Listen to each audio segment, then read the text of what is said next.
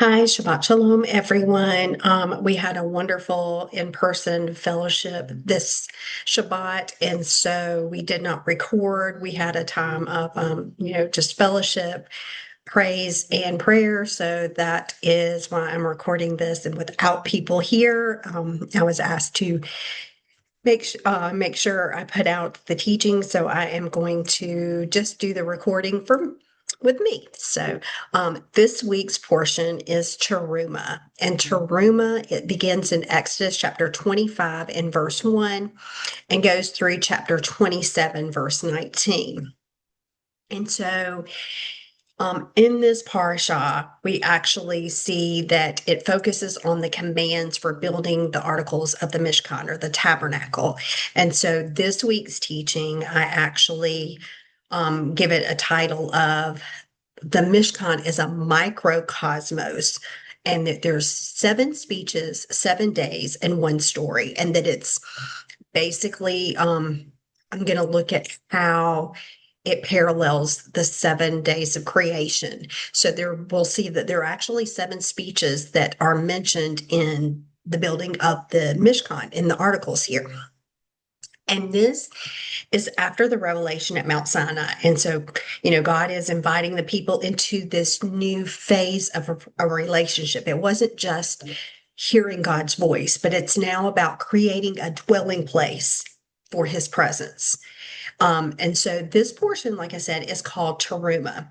And Terumah actually is often translated as an offering. Oh, sorry. It's often translated as an offering. It's written Tav, Resh, Vav, Mem, He. And I'll say that again. It's Tav, Resh, Vav, Mem, He. And at the root of that, we have the word room, Resh, Vav, Mem, which means to elevate or to raise up or to exalt. And we also see that, so this is still carries that connotation that we're about to raise up something. And room is also used in the idea of like raising up or rearing your children too. And so when you do that, that's always linked with the bride. The bride's usually the one that's thought about raising up and rearing the children. And this parsha is the 19th parsha of the year, which again links with the bride because Hava, Eve's name, Het is 8, Vav is 6, and He is 5, which is 19. So Eve's name, the bride's name, was 19. And this is the 19th parsha. So here we see the bride of Yah raising up his house.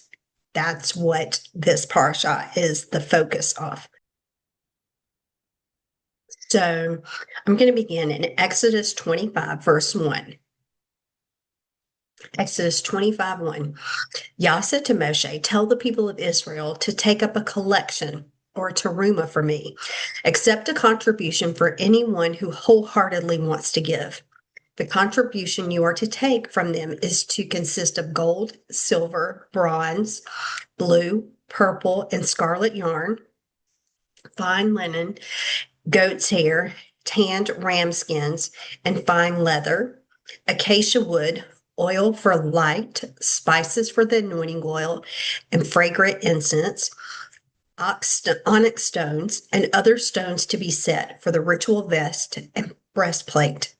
They are to make me a sanctuary so that I may live among them. You are to make it according to everything I show you, the design of the tabernacle and the design of its furnishings. This is how you are to make it.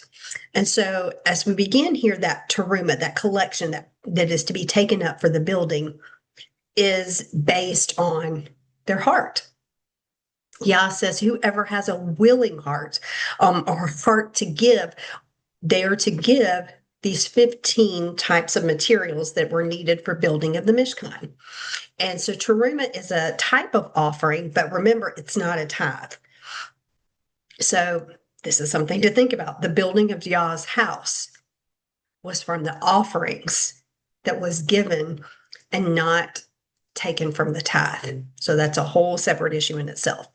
But something I wanted to point out here is that when we think about this offering, that it's interesting that when we compare it to like the holy half shekel that was required, it's a little different. Look at what it says. And I want to go over to Exodus chapter 30, verse 12 is where I'm going to start. In Exodus 30, verse 12, it says, when you take a census of the people of Israel and register them, each upon his registration is to pay a ransom for his life to Yah to avoid any breakout of plague among them. During the time of the census, everyone is subject to the census is to pay an offering to Yah, half a shekel, by the standard of the sanctuary shekel. Everyone over 20 years of age who is subject to the census is to give this offering to Yah. The rich is not to give more, or the poor less than a half a shekel when giving Yah's offering to atone for your lives. You are to take the atonement money from the people of Israel and use it for the service in the tent of meeting, so that it will be a reminder for the people of Israel to stand before Yah to atone for your lives. So the purpose of this half shekel, it's half a shekel. It was required of everyone. The rich didn't give more, the poor didn't give less. They all gave the same amount. And it was a half a shekel, not a full shekel, but a half a shekel. And the half shekel demonstrates that you're not really whole until you meet Yah. And yet here, we see in the beginning of this parsha, Terumah, that we're about building his Mishkan, about the service of the tent here. And it's not a set amount. It's up to the individual to give as much as they want. So why the difference? And so as I was thinking about this, I got to thinking about the holy half shekel is about the atonement. It was the atonement price. The atonement price is foundational. It is the same for everyone. Nobody gives more, nobody gives less. It is the same amount. It does not change. So the atonement does not change. It is the same for everyone. But yet, when you are building your life or building a house for God, it is about the amount of commitment that you put in. You could give whatever your heart desired here. It was about how much you chose to put in. And we see in life, there are some who choose to put more in and some who choose to put in less. That was the terumah. So how much is your terumah to Yah? How much of an offering to build up his house are you putting in? It's just something to think about. Exodus 25 and verse 8, notice it says, they are to make me a sanctuary. And that word sanctuary is Mikdash, so that I can live among them. You are to make it according to everything I show you, the design of the tabernacle or the Mishkan, and the design of its furnishings. This is how you're to make it. And so what's interesting in these two verses, 8 and 9, is that Israel's told to make a Mikdash and a Mishkan. And, a Mikdash, is often translated as a sanctuary. And a Mishkan is often translated as a tabernacle. But when you look at the roots of these words, you get a greater meaning. Okay, because Mikdash has at its root Kadash, which is to set apart.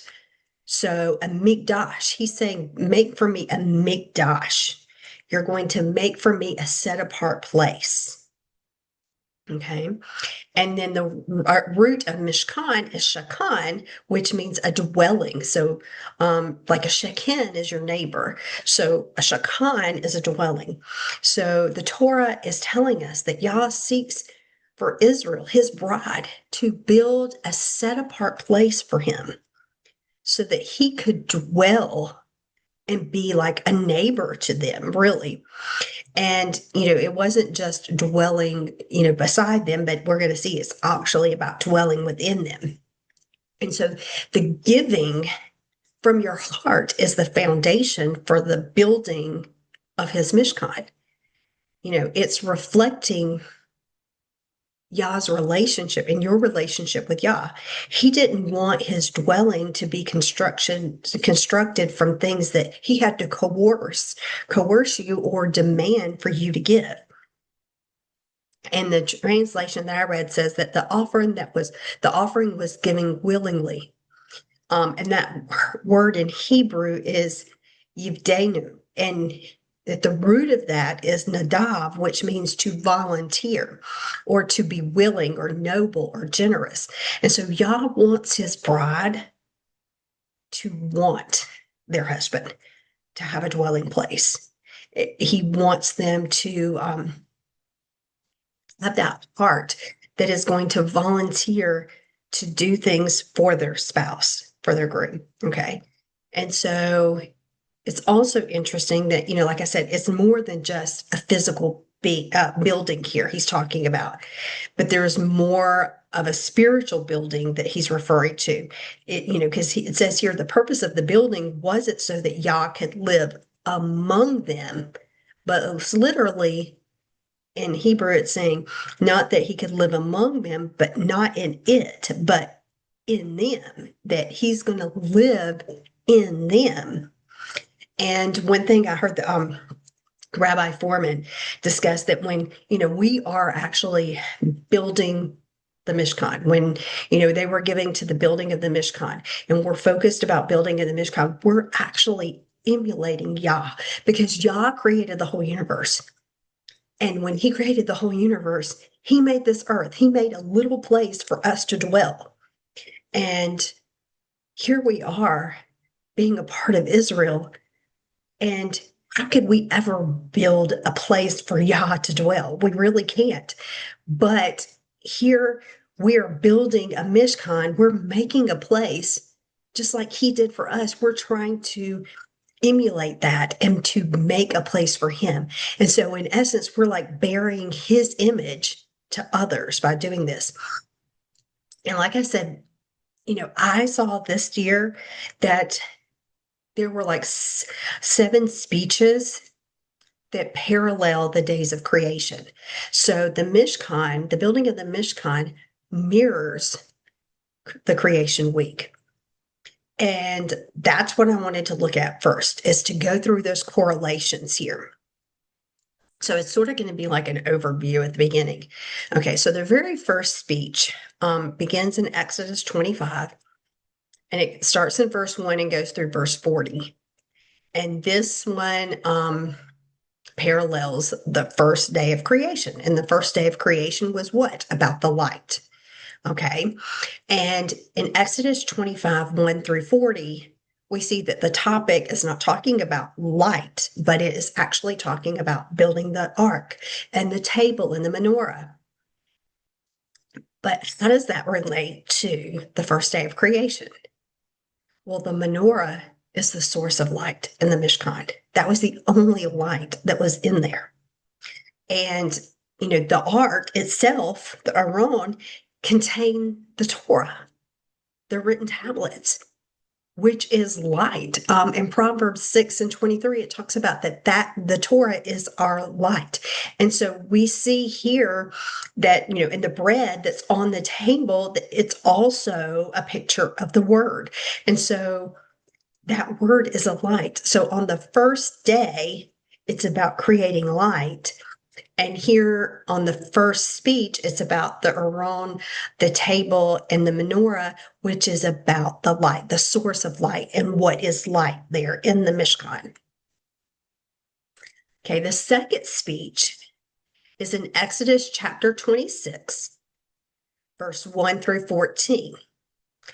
This parallels the second day of creation. Well, if we think back to the second day of creation, it was about separating the waters from above and the waters below. Okay, there was a separation here. Well, in Exodus 26, 1 through 14, it's talking about curtains and coverings. Okay, so we think about, well, the curtains and coverings. Well, the Mishkan's curtains are actually creating areas or zones.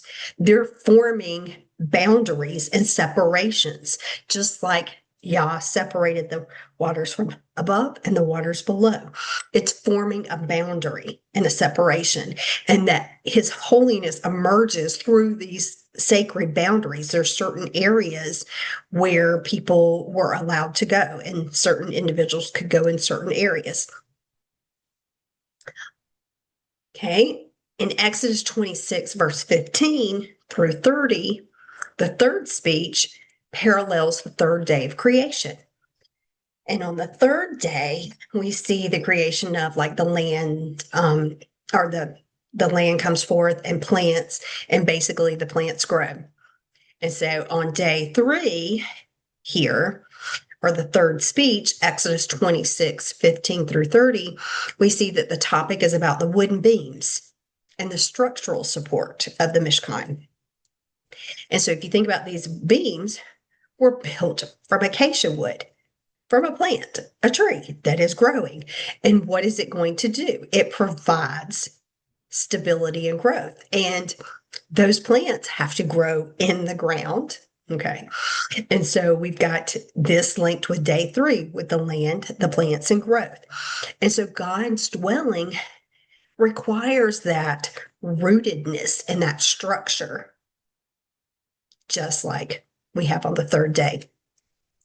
Okay, the fourth speech in Exodus 26, 31 through 37.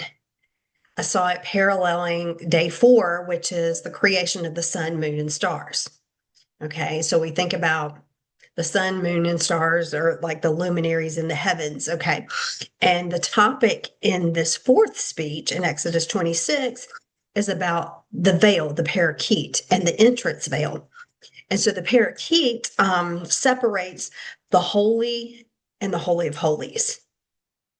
And it's basically like a firmament of lights that mark, sacred time and space, because this veil becomes like a cosmic boundary.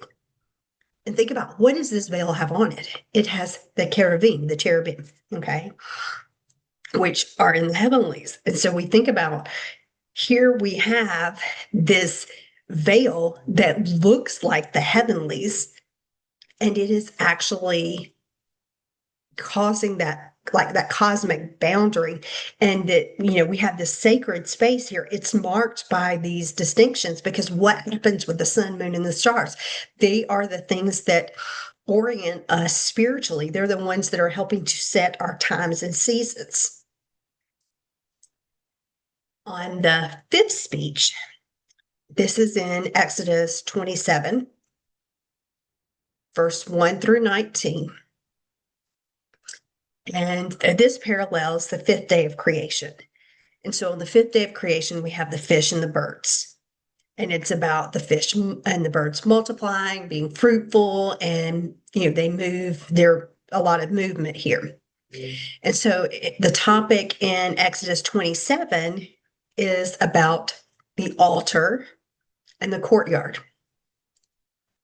And so when we think about this area, the altar and the courtyard, this is the place where there was a lot of movement. This is where there was gathering and life here, because the altar is not a place of death. It was about life. It was about how you drew near to God. And what I also found interesting here is that when we go back and look at Genesis 1:22, this is the first time we see God bless his creation. In Genesis, and I'll go there, in Genesis 1:22, it says, then he blessed them, saying, be fruitful and multiply and fill the waters and the seas.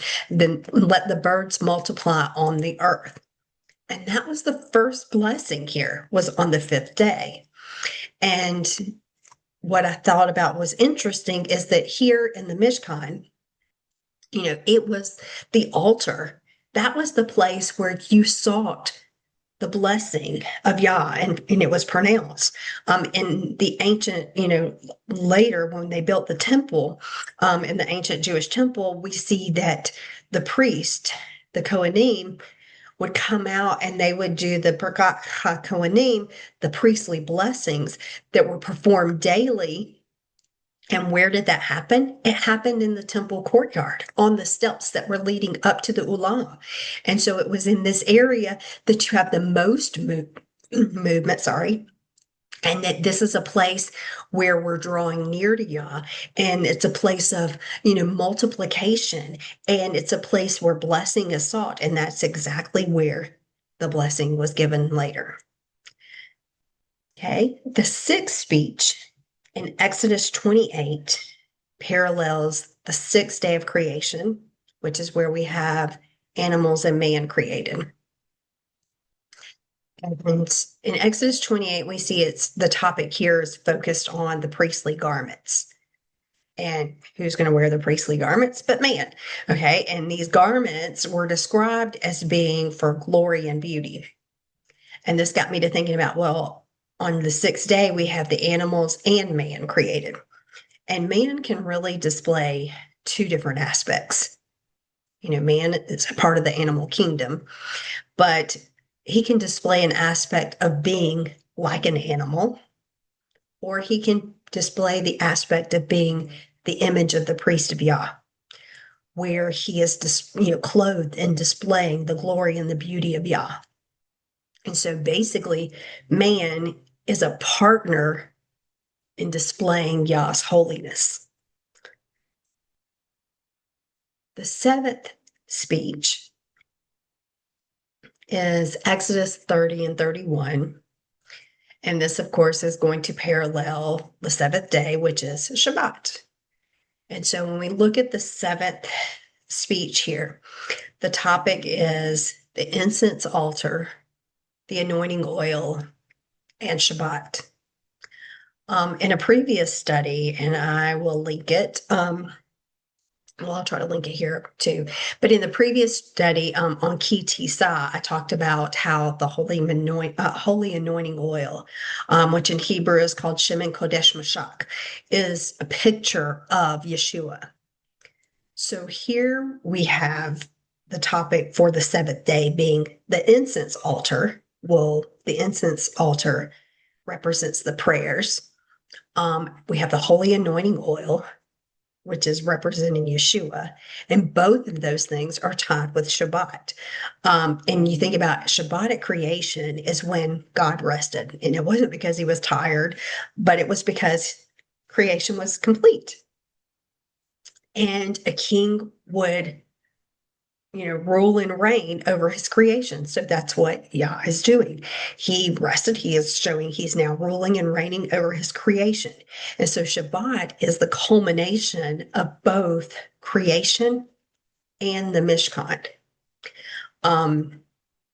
Because, the linking of the whole building of the Mishkan with creation, it's about recreating and renewal. Because remember, man sinned in the garden, and creation basically went into a decreation cycle.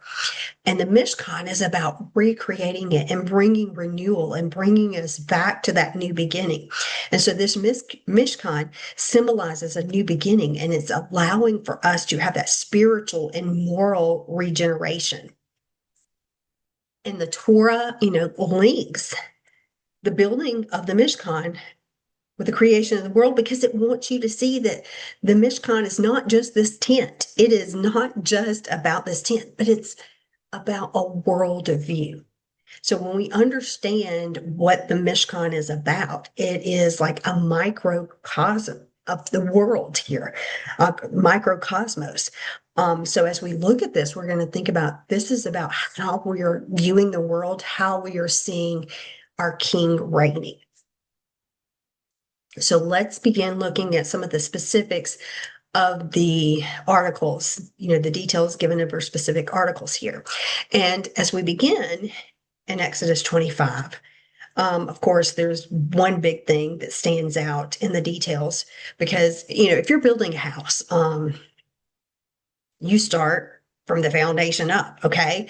And so when you're building a house, you tend to start with the outside framework and then you work your way into the walls and then your furnishings and then you put things on the walls. But that's not how Yah did it. The layout here that Yah starts, he starts from the inside and works his way outward.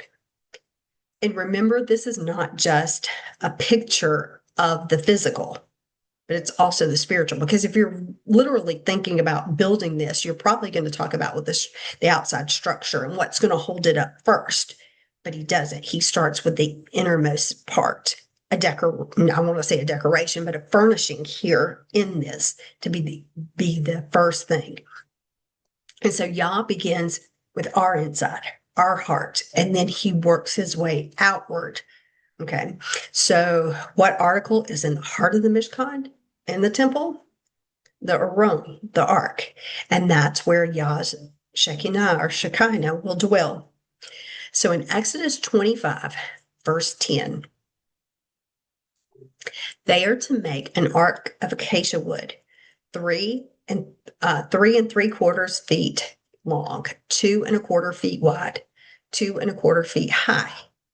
You are to overlay it with pure gold, overlay it both inside and out, and put a molding of gold around the top of it. Cast 4 gold rings for it. Attach them to its 4 feet, 2 rings on each side. Make poles of acacia wood and overlay them with gold. Put the poles into the rings on the sides of the ark, and you will use them to carry the ark. The poles are to remain in the rings of the ark. They are not to be removed from it. And into the ark, you are to put the testimony which I'm about to give to you.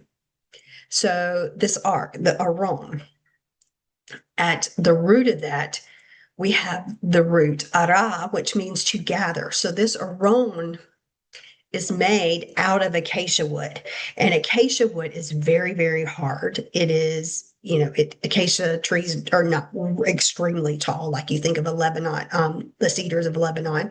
It's not like that, but it is very hard and heavy, and it's native to the area. It is indestructible wood. It often resists rot. Okay, so this acacia tree, it has very deep roots and it draws its nourishment from deep in the earth, and it survives well in this dry, arid climate.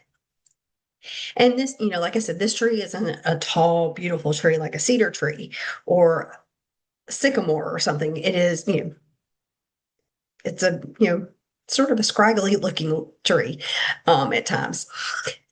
But this wood, when you think about it, wood is a picture of humanity. Okay.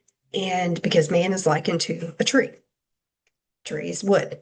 So the Aron here holds the word. It's the heart of the Mishkan.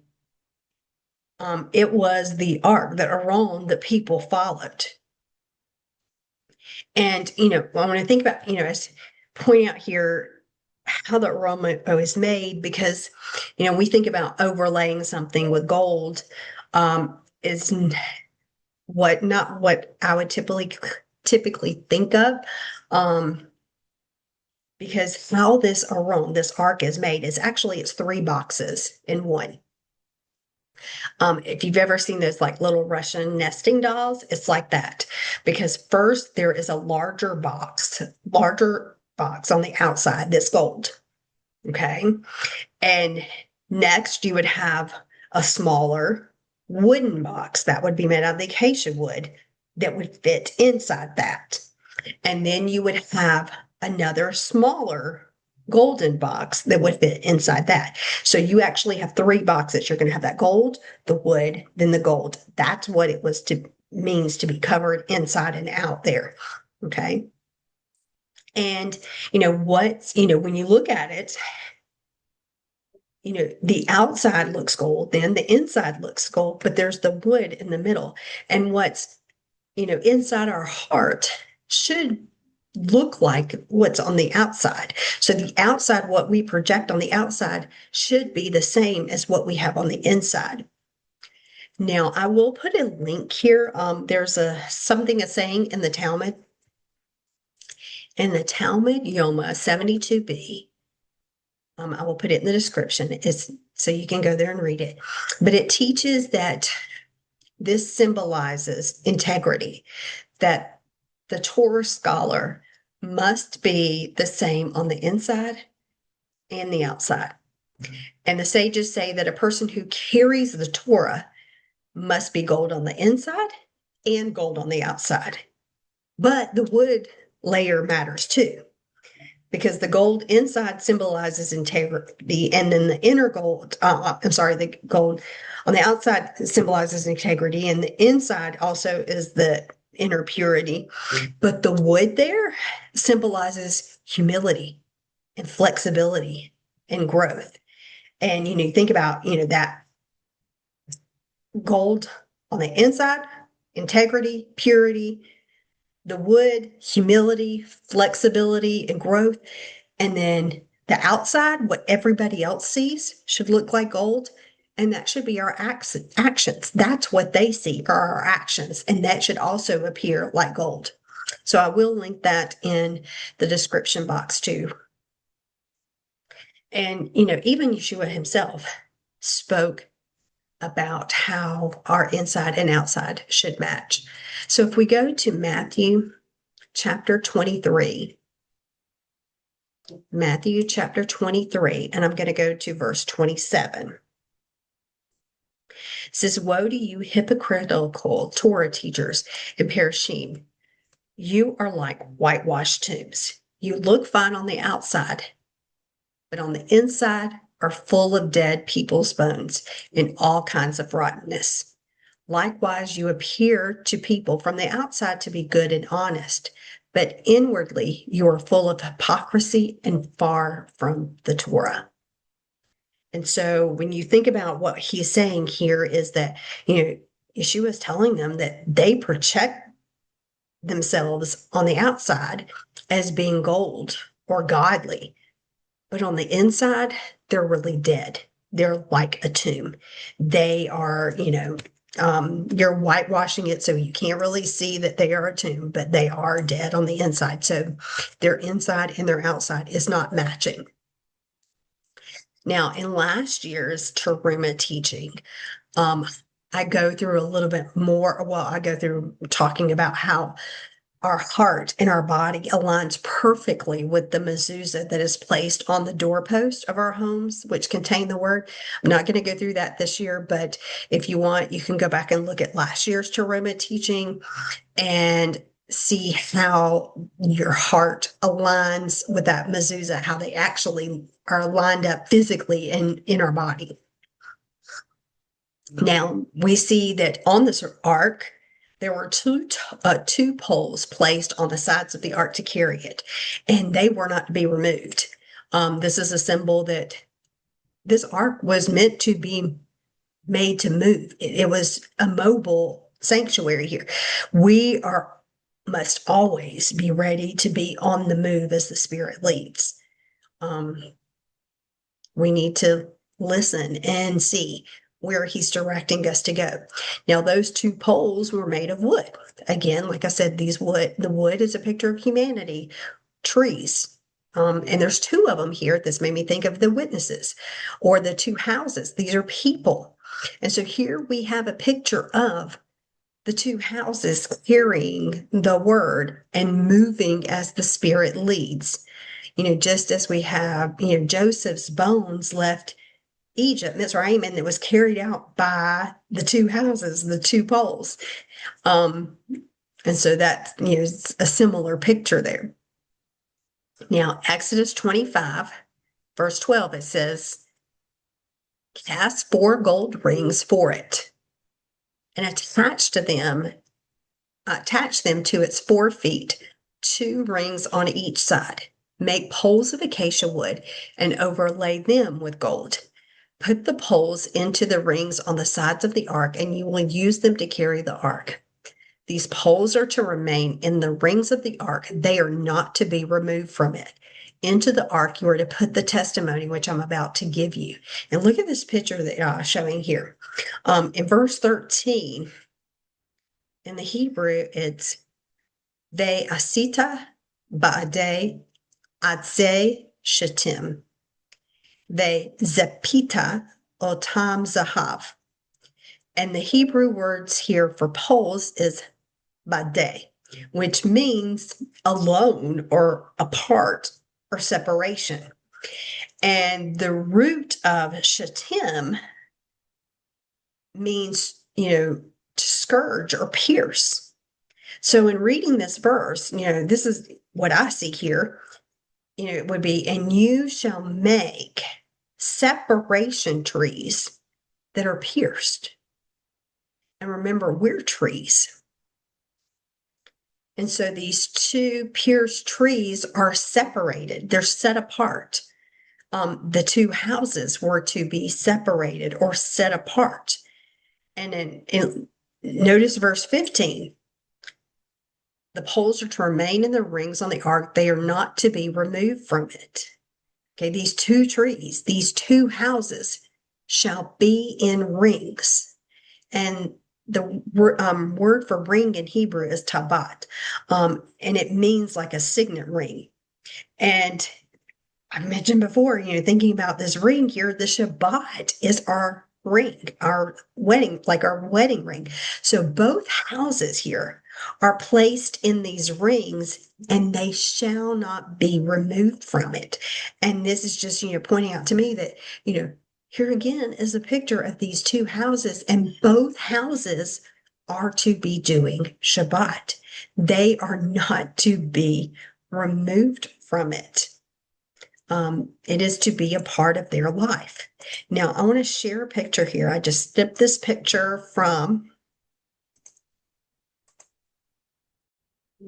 there we go, make it a little bigger. Okay, I just snipped this picture here from the Temple Institute. And this picture, this picture is just a picture of what the ark looked like. Okay, this is one from the Temple Institute. This is the one that has been recreated for like display for the temple. Okay, now, so you can see the poles on each side there and how they were laid out.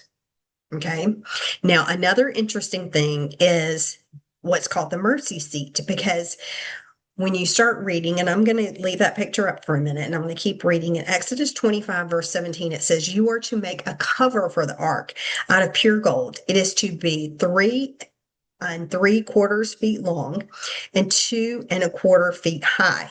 You are to make 2 cherubim of gold, make them of hammered work for the 2 ends of the ark cover, make 1 cherub from one end and 1 cherub for the other end, and make the 2 cherubim of one piece with the ark cover at its 2 ends. And the cherubim will have their wings spread out above so that their wings cover the ark, and their faces are toward each other and toward the ark cover. You are to put the ark cover on top of the ark, and inside the ark you will put the testimony that I'm about to give to you, and there I will meet with you. I will speak with you from above the ark cover, from between the 2 cherubim which are on the ark of the testimony, about all of the orders I'm giving you for the people of Israel.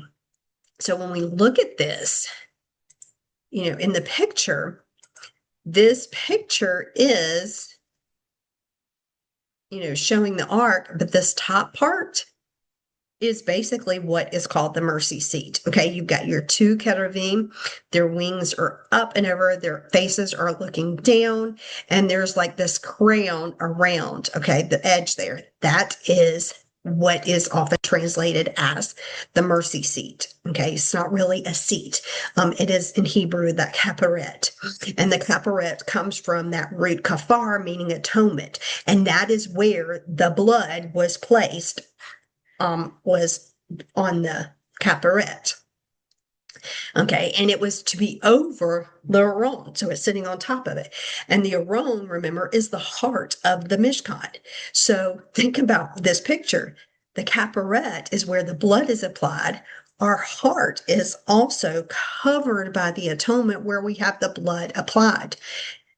That's why it's so important to have the word in our heart.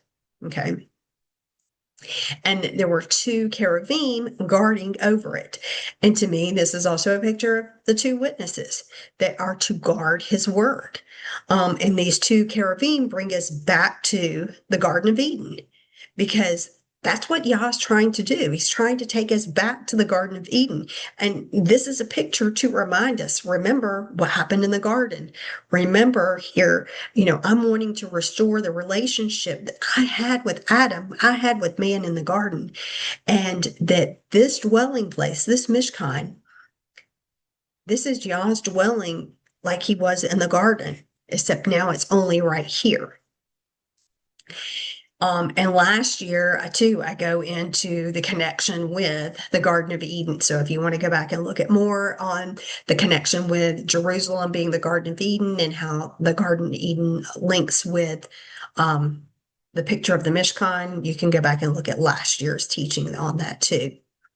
So now this portion, the Terumah and the Mishkan, is also, it's interesting because, the title of this one is called Terumah, and I see it as a picture of the Mashiach. Not only is the Mishkan a picture of the Mashiach, but I see the word Terumah because being a picture of the Mashiach, because Terumah, I told you how it's spelled, but I also want you to look at this because I'm going to break it up. It holds the same letters as Torah, Tav, Vav, Resh, He. Tav, Vav, Resh, He, except it has one more letter. It has a Mem. And Mem is a picture of the water, okay? And we think about Mem, the numerical number, the value of the Mem is 40.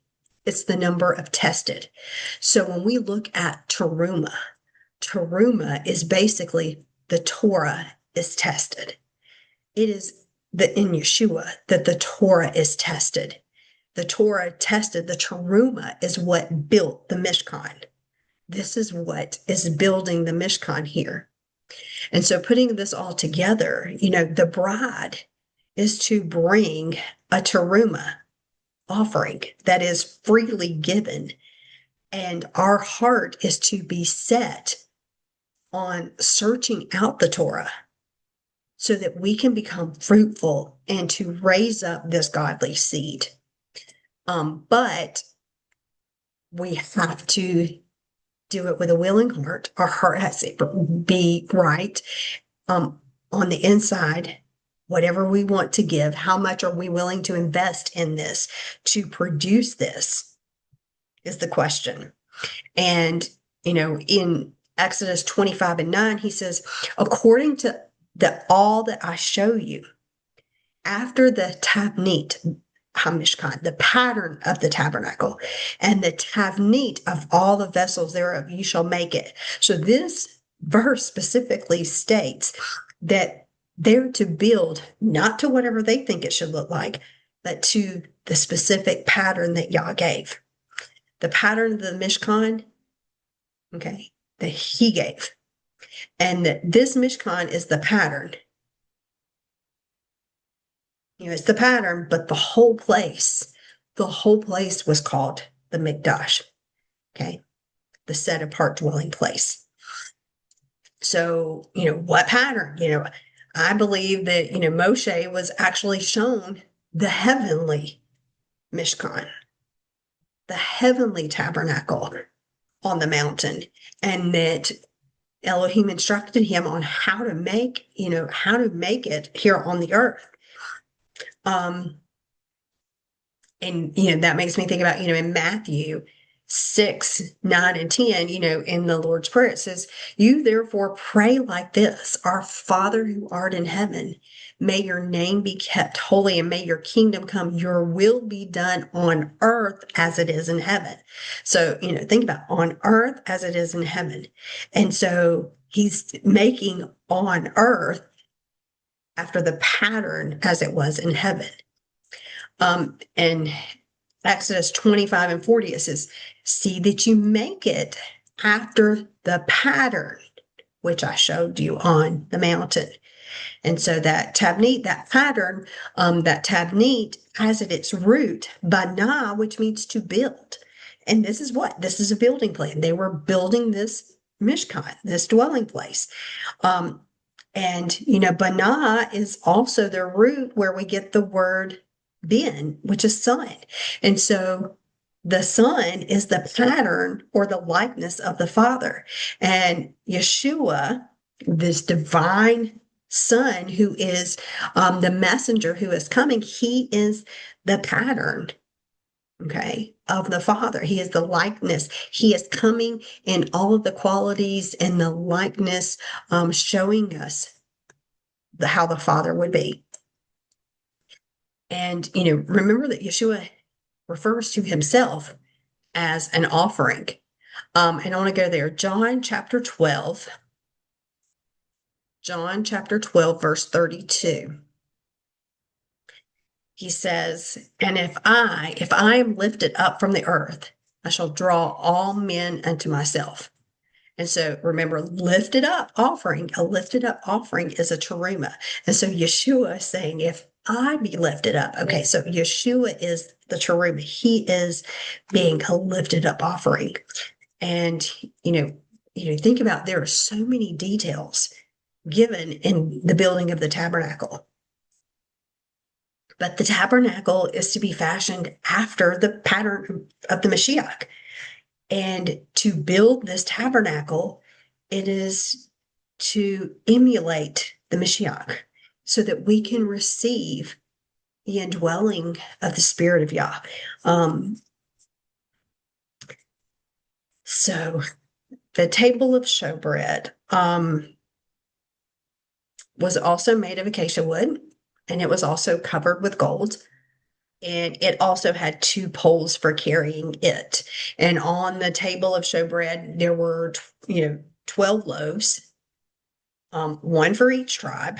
And the bread was put into two columns that, again, is a picture of the two houses, of them being divided into two houses. And the bread also was a picture of the word Torah, a picture of Yeshua. And John chapter 6, Yeshua says that, verse 53, yes, indeed, I tell you that unless you eat the flesh of the Son of Man and drink his blood, you do not have life in yourselves. Whoever eats my flesh and drinks my blood has eternal life. That is, I will raise him up on the last day. For my flesh is true food, and my blood is true drink. And whoever eats my flesh and drinks my blood lives in me, and I live in him, just as the living Father sent me, and I live through the Father. So also, whoever eats me will live through me. So this is the bread that has come down from heaven. It is not like the bread our fathers ate. They're dead. But whoever eats this bread will live forever. Now, that isn't meaning that we literally eat his flesh. No, that is against Torah. So, yeah. But he's using this as a metaphor, as a picture that, he was the bread here. He is the picture of the word. If we continue looking in Exodus 25, 31 through 39, we see the pattern of the menorah, and we've done lots of teachings on the menorah before. I'm not going to go through the menorah that much, but we do know that the menorah represents Yeshua, and it's the light. It was the only light in that holy place. That is the only thing that was giving the light there on the inside. And you've got to remember all of those curtains, all of those coverings, it's going to be dark in there. In John chapter 8, verse 12, Yeshua spoke to them again and said, I'm the light of the world, and whoever follows me will never walk in darkness, but will have the light which gives life. And so, Yeshua is our light. He is the one who's showing us the path. In Psalms 119, 105, he is the light for our path. And we have a mission. We're called to be a light to the nations too. We're to let our light shine before others. In Exodus 26, 1 through 6, we see, the curtains described. And the fabrics of the curtains, are embroidered with blue, purple, scarlet yarn. They're woven together. They have cherubim or cherubim design on them. And, there were 10 curtains. And there were 10 curtains that worked together as one single unit. And we think about 10, this is a picture of the 10 words, Aser HaDevarim, which were given on Mount Sinai. And the word, the commandments, or the Torah is to be taken as a whole unit. You can't just pick and choose the ones you want to obey. They were to be taken as a whole unit and work together and was considered one. Now, in Hebrew, the word for curtain here is yara. And what's interesting about yara for a curtain is the root of that is yara, which means to fear or tremble. And so it's really interesting that the entrance to the Mishkan, his dwelling place, you had to walk through a curtain, a yara. It's fear. Okay. And in Psalms 111, verse 10, the first and foremost point of wisdom is the fear of Yah. And all of those living by it gain good common sense, and his praise stands forever. So it is fear of Yah, that awesomeness of what he is capable of. But it's also, not the fear that you're afraid, but it's the fear and the awe of him, and that you're not worthy, that's what you pass through to go into his Mishkan. And when you look at the word, the Yirah, the curtain here, the first letter is a Yud, and the last letter is a Hey, which is the shortened name of Yud Hey Vave. It is Yah. So that's also interesting. Now, when we look at the colors that are used here in these fabrics or the materials, we've got the fine linen, and in Hebrew, fine linen is shesh, and it's written shin shin. Linen is from the root that means to be bleached white, and so white is a symbol of purity and holiness. But we think about shin. Shin is where we get that means El Shaddai. The name. God Almighty. And so within the word shesh, we have two shins. And so we've got, a picture of El Shaddai and El Shaddai. But this made me think about in Exodus chapter 13, verse 21, it says, Yah went ahead of them in a column of cloud during the daytime to lead them on their way, and at night in a column of fire to give them light. Thus they could travel both by day and night. And so these two columns were said to be there all the time.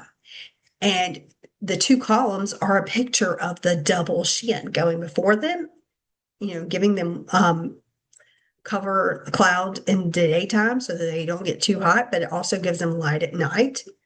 And it said that one was before them and one was behind them. And so when you look at them, it's a picture of he is always with us. Now, the next material, the blue, is Tekelet. And by tradition, Tekelet is said to be the color of the sky of the heavens, which is basically the floor of his throne. It's also the color of one of the threads in the tzitzit. And the Tekelet is written Tav, Kaf, Lamed Tav. And Tav means to mark or inscribe. The Kaf is the palm of the hand. And the Lamed means to teach. So, interesting letters that form Tekelet. And when you look at what that also is talking about, because this is supposed to, Tekelet is to be the color of the heavens, but the floor of his, under his feet, under his throne.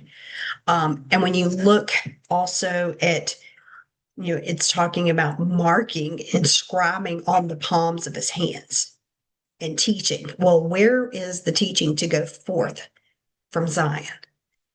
In Isaiah 49, verse 16, it talks about Zion, and it says, I've engraved you on the palms of my hands.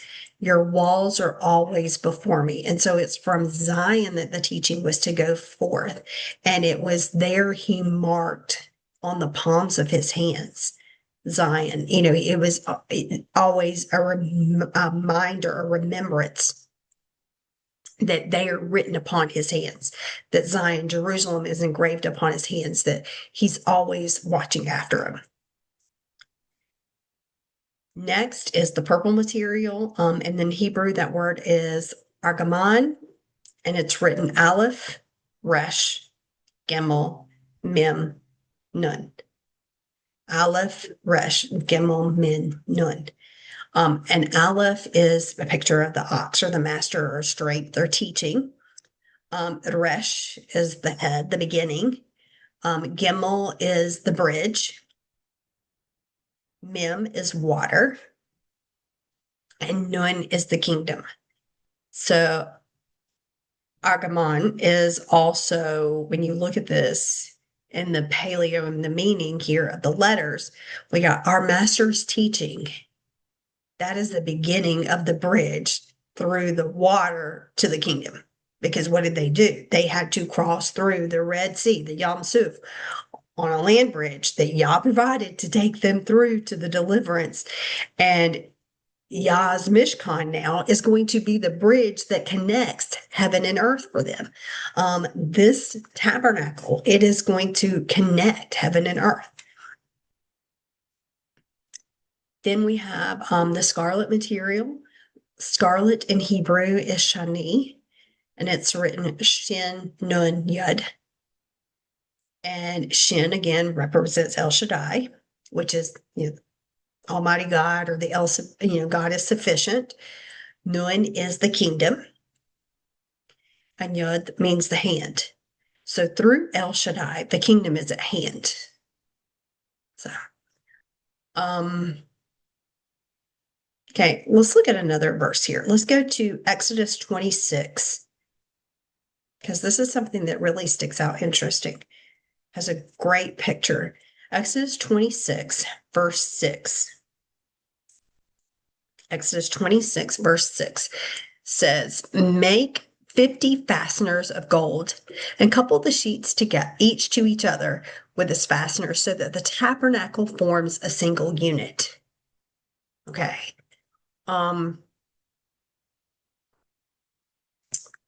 when you look at that and you look at the Hebrew words here, this is just my Lisa's translation, that it would read, and you shall make 50 hooks of gold, and you shall havar, unite.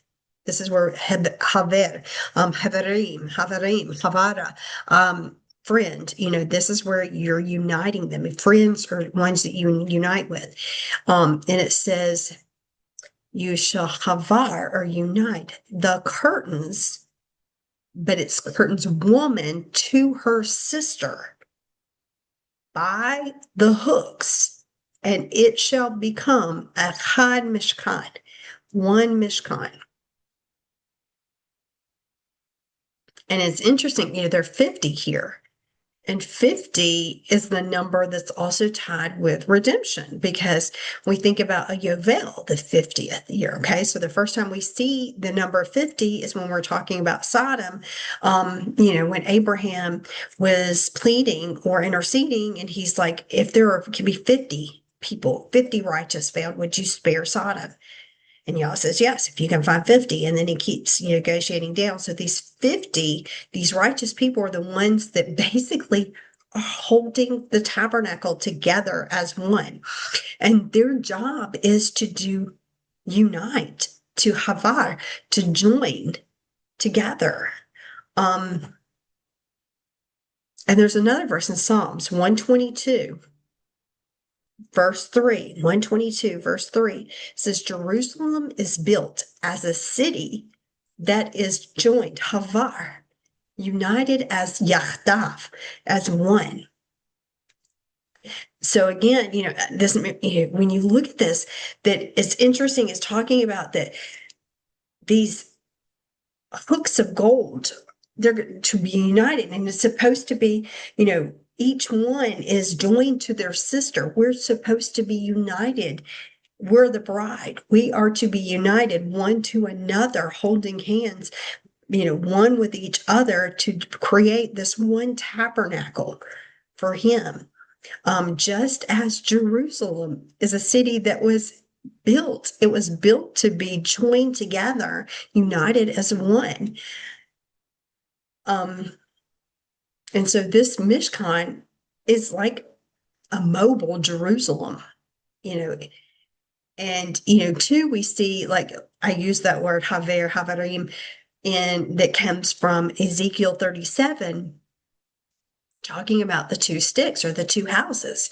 In Ezekiel 37 in verse 15, and the word of Yah came to me saying, as for you, son of man, take a stick for yourself and write on it for Yehuda and the children of Israel, his Havarim, his companions. And then take another stick and write on it for Joseph, the stick of Ephraim, and for all of the house of Israel, his companions. Havarim, again. So we've got both of this. And then what do you do with those two? They are to be joined together as one stick till they become achad in your hand. They're to be one in your hand. And so with, all of this, these, it is to be, yes, they're individuals that are coming together, but they are to be united so that they can be one tabernacle for Yah. One tabernacle, not multiple tabernacles. And with all of the framework is held in place by these silver bases. And silver is a picture, again, of redemption. And so it is held, in a base, this bottom of silver. It's basically rooted in redemption. And, this made me think about in 1 Corinthians 6:20, it says you're bought with a price. So use your bodies to glorify God, that we are bought that redemption price, and we have to be rooted in that redemption. That has to be our foundation there. Now, and you think about the Mishkan, because there's different areas. And as you enter each court, the sanctity becomes greater and the amount of people that's allowed in that area becomes less. And so the way becomes narrower and narrower. And in Matthew, remember in chapter 7, verse 13, it says, going through the narrow gate, for the gate that leads to destruction is wide and the road broad, and many travel it. But it's the narrow gate and the hard road that leads to life, and only a few find it. So we think about, as we're coming into this, tabernacle, he's, showing us the picture. It's not about the masses coming through. It's getting the closer and closer your walk becomes with Yah. There's going to be less people that are wanting to travel that path because it requires more of a commitment. And we have to judge, are we willing to go in that narrower gate and continue upon that narrower gate? And a lot of times you see people that only go to that one courtyard and that's where they're going to stay. They don't want to move farther and farther in. There were 3 veils in the Mishkan, the outer veil, the entrance to the Mishkan, that outer veil, in the Mishkan, that outer veil, that was the entrance to the Mishkan. It was actually called the way. And then you had, the area where you had the altar, the laver, and then you had the holy place. That's where you had, the table of showbread, the altar of incense, and the menorah. So when you went into that, through that curtain, that entrance, that was called the truth. And then you had another curtain that divided from the next part, and that was where the Ark of the Covenant was. Okay, the Aron. And that is the entrance into the Holy of Holies, was called the life. So you had those 3 veils. You had the outer veil, the entrance to the Mishkan, the way, the entrance to the holy place, the truth, and the entrance to the Holy of Holies, called the life. In John chapter 14, verse 6, Yeshua says, I am the way, the truth, and the life. No one comes to the Father except through me. And so Yeshua here in John 14, 6 is proclaiming that it's through him that is the entrance to each veil, that he is the Mishkan. And one thing to think about here, and I mentioned it in a previous teaching too, about, when we talked about, at Passover and the veil being rent, and a lot of people take that as being the veil of the Holy of Holies. I personally believe it was the veil that was over the door of the holy place. And when you look at that, that would have been the truth. It was the veil, that Babylonian veil that they brought back from Babylon, that was hung over that door. And it was a veil over the truth. That was what was broken. That was what you could see from the Mount of Olives. And that was what was torn and removed. Okay. So in the outer court, okay, so the outer court, we start with the altar of burnt offering. Okay, that's a place where you think about the believer comes in, and this is where he's leaving that sinful nature, that animalistic soul behind, in order to walk in this walk of redemption into the Mishkan. This walk of redemption, we've been called to, is a place of sacrifice. Okay. It's a place, but it is a sacrifice to ourselves at first, but it's that sacrifice that leads us into freedom. And then we come to the labor, that cleansing, that mikvah, that, immersion.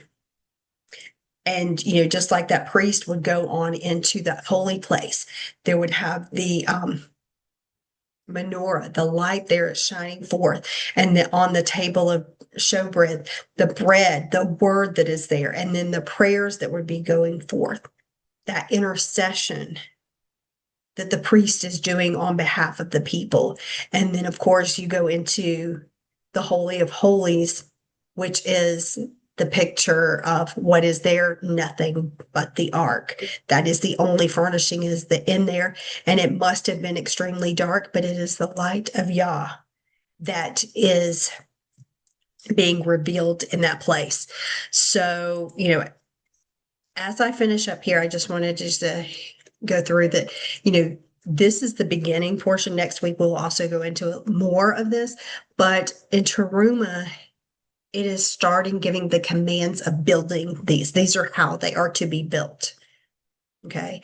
And zooming out and looking at the whole instructions that are giving, I see this parallel with the days of creation, and that how this was to be. This Mishkan was to bring us back, and it was to bring us back to the very beginning of creation. It is to restore that relationship that we once had walking with Yah in the garden. And that's what Yah's wanting to do. He's wanting to bring us back to that place where we're once again walking with him like Adam did in the garden. So that is this week's teaching. Hopefully you learned something new. Hopefully it meant a little bit more to you. We had a fabulous time at our Shabbat fellowship, enjoying everyone's presence, and like I said, praising and worshiping and being able to have a time of prayer and spending it with everybody. If you have additional prayer requests and would like for us to pray for them, I would definitely be glad to do that.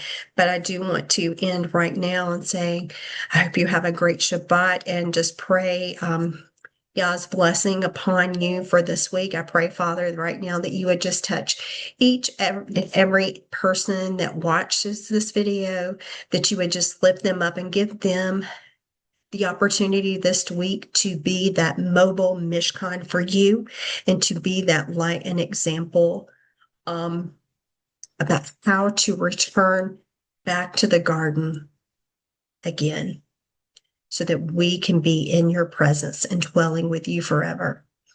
May you have a blessed week. Shabbat Shalom, and I'll see you next time.